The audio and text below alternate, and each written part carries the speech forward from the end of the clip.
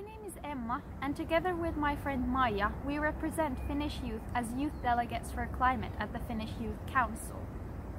A year ago, young people from all over the world got together virtually, frustrated by the postponement of COP26.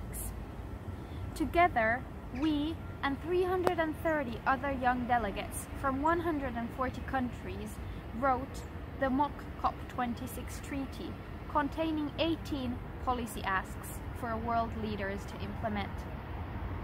Together with Maija, we would today like to highlight 6 asks from the treaty that we hope will be on the COP26 agenda. We call for all governments to set a timetable for phasing out all fossil fuels and to stop all searches for new fossil fuel reserves. We also feel that the time for freely distributing false information about the ecological crisis we are facing should be over. Thirdly, we recognize the interlinkages between nature loss and climate change. It won't do to look at these crises separately. No, to actually secure a future of humanity, we need to look at the problems and solutions together. And so the treaty also contains asks on implementing nature's rights and protecting 30% of the planet by 2030. Over to you, Maija.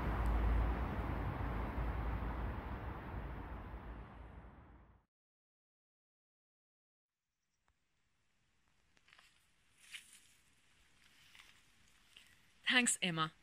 To continue from where Emma left off, climate justice is a very important part of youth climate advocacy and naturally also the Mock COP26 treaty.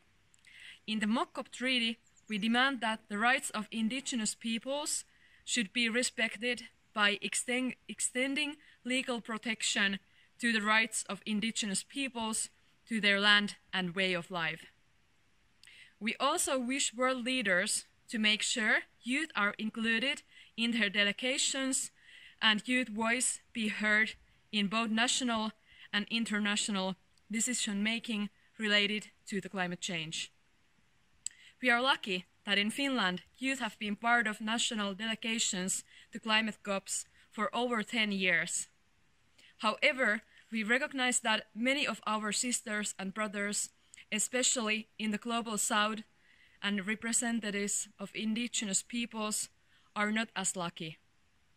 Since people in the global south and indigenous peoples are particularly affected by climate change and biodiversity loss, we feel that they should be consulted first and foremost on these issues.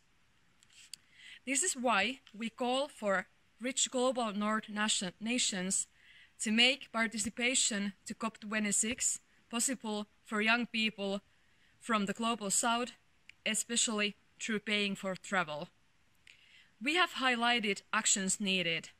Now we call for everyone listening, take responsibility and act with us.